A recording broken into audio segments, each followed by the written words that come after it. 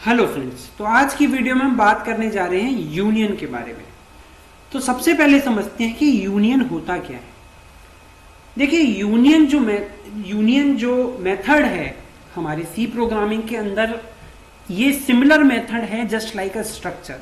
हमने पिछली वीडियो में हमने पढ़ा था स्ट्रक्चर क्या होता है। स्ट्रक्चर एक मेथड है जिसके जरिए हम कोई भी यूजर अपना एक नया डेटा टाइप क्रिएट कर सकता है। तो यूनियन भी वही काम कर सकता है जो स्ट्रक्चर कर सकता है, एक नया डेटा टाइप क्रिएट कर सकता है।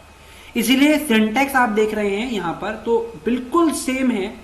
स्ट्रक्चर के लिए हम यूज करते थे स्ट्रक्ट कीवर्ड का, यूनियन के लिए हम यूज करते हैं यूनियन कीवर्ड का, और बाकी सारा स्ट्रक्चर एग्जैक्ट सेम है जस्ट लाइक यूनियन का, जैसे कि स्ट्रक्चर का था। लेकिन अब डिफरेंस कहां आता है? तो देखिए, डिफरेंस आता है मेमोरी एलोकेशन के अंदर। मेमोरी एलोकेशन के अंदर कैसे? मैं आपसे एक सवाल पूछता हूं, जैसे स्ट्रक्ट की मैंने बना रहा हूं स्ट्रक्ट कीवर्ड के जरिए। तो अब ये क्या करेगा, मैंने आपको बताया था कि लेट सपोज एक स्ट्रक्ट नेम टाइप का एक वेरिएबल कीवर्ड बनाया, मतलब डेटा टाइप बनाया, क्या बोल रहा हूं मैं, डेटा टाइप बनाया।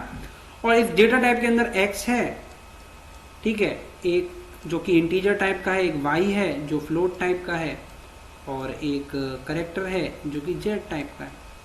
ठीक है, इंटीजर कितना बाइट मेमोरी लेगा भैया? 2 बाइट मेमोरी लेगा। फ्लोट कितने बाइट मेमोरी लेगा भैया? 4 बाइट मेमोरी लेगा। करेक्टर कितने बाइट मेमोरी लेगा? 1 बाइट मेमोरी लेगा। तो टोटल जब स्ट्रक्चर के जरिए हम किसी वेरिएबल का क्रिएशन करेंगे तो उसको मिलेगी 7 बाइट की मेमोरी। ये वाली बात आपको समझ में आ गई। स्ट्रक्चर के द्वारा अगर क्रिएट किया गया कोई वेरिएबल होगा तो उस वेरिएबल को जो मेमोरी मिलेगी वो टोटल मेमोरी मिलेगी 7 बाइट इस टाइप के स्ट्रक्चर के लिए। अब स्ट्रक्चर में अलग अलग हो सकते हैं ना स्ट्रक्चर, जो आप डिफाइन करें उसके ऊपर। लेकिन अगर मैं यूनियन की बात करूं तो यूनियन ऐसे नहीं वर्क करेगा। यूनियन कैसे वर्क करेगा? यूनियन चेक करेगा कि भाई इंटीजर की कितनी बाइट मेमोरी ले रहा है। वो ले रहा है 2 बाइट मेमोरी। फ्लोट कितनी बाइट मेमोरी ले रहा है भैया? 4 बाइट मेमोरी। और कैरेक्टर ले रहा है 1 बाइट मेमोरी। इनमें से सबसे ज्यादा मेमोरी कौन ले रहा है भैया? ले रहा है फ्लोट। तो फ्लोट ले रहा है 4 बाइट, जो कि सबसे ज्यादा है। तो ये एक मेमोरी एलोकेट करेगा जो कि होगी 4 बाइट की। ठीक, तो ये मेमोरी जो इसको मिलेगी यूनियन के द्वारा क्रिएट किए गए एक वेरिएबल को, वो मिलेगी 4 बाइट की मेमोरी। वहीं पर स्ट्रक्चर के द्वारा क्रिएट किया गया एक वेरिएबल को मिल रहे हैं कितने बाइट? 7 बाइट। तो मेजरली जो डिफरेंस है यूनियन और स्ट्रक्चर के अंदर यही है। लेकिन अब मैं पूछता हूं भाई, फ्लोट को तो मेमोरी मिल गई, अब इंटीजर और कैरेक्टर का क्या हुआ?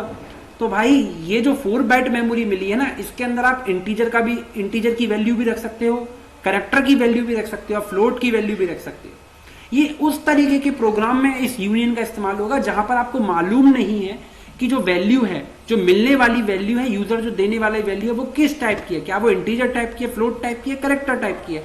कोई भी वैल्यू हो सकती है। आप जैसे आप इंसर्ट करेंगे और उसे एक्सेप्ट करना है, वेरिएबल हमें एक ही क्रिएट करना है, तो वहां पर हम क्या करेंगे? यूनियन का इस्तेमाल करेंगे।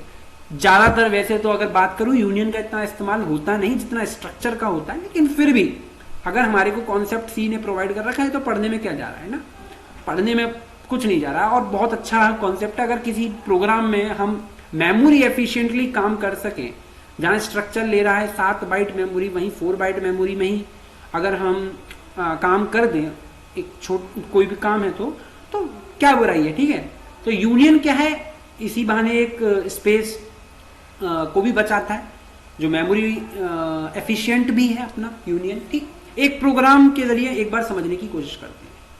ठीक है, तो ये मैंने कुछ स्ट्रक्चर सा बना रखा है बेसिक सा। अब इसमें यूनियन एक क्रिएट कर देता हूँ। ठीक है, तो यूनियन क्रिएट करने के लिए यूनियन बनाया, यूनियन का नेम दे देता हूँ। नेम क्या दूँ? नेम दे देता हूँ, नेम ही दे देता हूँ। ठीक है, तो यूनियन का नेम दे दिया। उसके बाद मैं चाहता हूँ एक इंटीजर टाइप का एक्स, ठीक है, एक फ्लोट टाइप का वाई, और एक कैरेक्टर टाइप का जेड। ठीक है, ये 3 चीज मैंने दे दी। उसके आगे मैंने लगा दिया ये सेमीकोलन से क्लोज। ठीक है, तो एक यूनियन बना लिया जिसका नाम है नेम।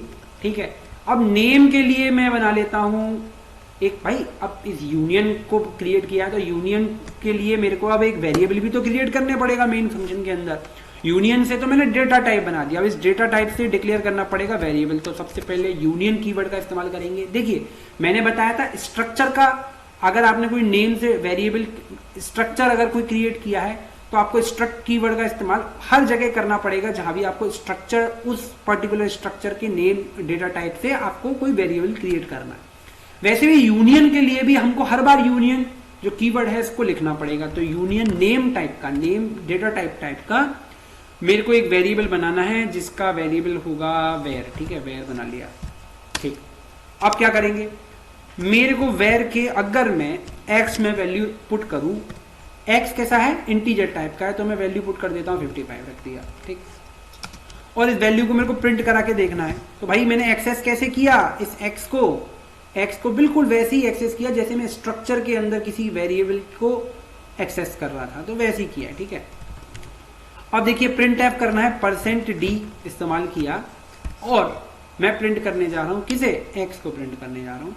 तो मैंने कर दिया 55 को प्रिंट कर दिया एक्स को। तो एक्स किसका है, वो वेरिएबल के एक्स को मैं प्रिंट करने जा रहा हूं, वेरिएबल के एक्स को प्रिंट करने जा रहा हूं, इसलिए लगाया। अब इसे रन करके देखते हैं एक बार। तो देखिए रन कर गया, 55 वैल्यू प्रिंट हो गई। ठीक, एक बार अगर मैं, देखिए यहां तो ये 55 प्रिंट हो गई है। मैं आपसे एक बात पूछना चाहता हूं, आपने x के अंदर वैल्यू तो रख दी, क्या अब आप फ्लोट के अंदर भी वैल्यू रख सकते हैं? हाँ रख सकते हैं, लेकिन x वाली वैल्यू चले जाएगी। तो अगर आपने अब फ्लोट के टाइप के अंदर वैल्यू, y के अंदर वैल्यू रखने की कोशिश करी तो फिर x नहीं बचेगी। और यही वाली बात मैं आपको वहां बताना भी चाह था, मेमोरी कम होने से इसका मतलब यह है कि आप सिर्फ एक वैल्यू रख सकते हैं, या तो इंटीजर की वैल्यू रख सकते हैं, या तो फ्लोट की वैल्यू रख सकते हैं, या तो कैरेक्टर की वैल्यू रख सकते हैं। आप तीनों की वैल्यू नहीं रख सकते जैसे स्ट्रक्चर के अंदर रख रहे हैं, आप एक ही की वैल्यू रख रहे हैं। अगर मैंने x की वैल्यू रख दी है तो y की वैल्यू नहीं रख सकता, और अगर अब मैं y की वैल्यू रखूंगा तो x की वैल्यू चले जाएगी। अब एक बार चेक करते हैं कि भाई मैंने वैल्यू तो x की रखी है, लेकिन y रखने पे क्या आता है, आउटपुट क्या आता है y रखने पे। मैं x की वैल्यू तो रख रहा हूं और y की वैल्यू को प्रिंट कराने की कोशिश कर रहा हूं, चेक करते हैं क्या होता है एक बार। तो देखो 0 आ रहा है, मेरे को नहीं मालूम किस लिए आ रहा है, एक मिनट चेक करते हैं। z रखने से क्या आता है,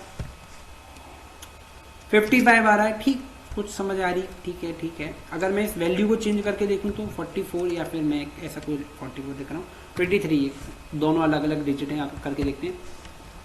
तो z की वैल्यू प्रिंट हो रही है 23 ही, और अगर मैं प्रिंट करूं y की वैल्यू को, y की वैल्यू 0 ही प्रिंट हो रही है। अब इसके पीछे क्या लॉजिक है, मेरे को कुछ एक बेसिक सी आइडिया ये समझ में आया कि y फ्लोट टाइप का है तो वो y को ही 0 प्रिंट कर रहा है, पर लेकिन कैरेक्टर फिर 23 या 55 क्यों दे रहा है, ये वाली बात थोड़ी सी मेरे को समझ में नहीं आई। देखिए इसी तरीके से एक्सपेरिमेंट करने से कुछ सीखने को मिलता है। आप एक बार आप भी एक्सपेरिमेंट करके देखिए, कोई चीज मैं बता रहा हूं और हो सकता है कि उसमें कुछ एक्सपेरिमेंट किया जा सके, हम चेक कर सकते हैं कि इस तरीके से करने में क्या रिजल्ट आएगा। नया नया कुछ लॉजिक क्रिएट करके अगर हम लूप्स के अंदर 10-12 अगर हम इनिशियलाइजेशन दे दें तो क्या होगा, ठीक है। और अगर दे दें तो किस तरीके से उनको सेपरेशन करना है, ये सारी जो चीजें हैं ये खुद करने से आती हैं। एक बार आप खुद करके देखो। तो वैसे ही मैंने आज क्या है ये सब करके देखा, मुझे इसके पीछे का लॉजिक नहीं मालूम बिल्कुल भी कि ऐसा क्यों कर रहा है। y की वैल्यू रखने पे 0 दे रहा है और कैरेक्टर की वैल्यू प्रिंट कराने पे मेरे को दे रहा है एग्जैक्ट वैल्यू जो x की है। तो इसके पीछे क्या लॉजिक है, ये क्या कहना चाह रहा है, मुझे समझ में नहीं आया। अगर आपको किसी को मालूम है तो आप कमेंट बॉक्स में जरूर टाइप करें कि क्या कारण है इस तरीके के आउटपुट का। तो आज की वीडियो में बस इतना ही। Thank you.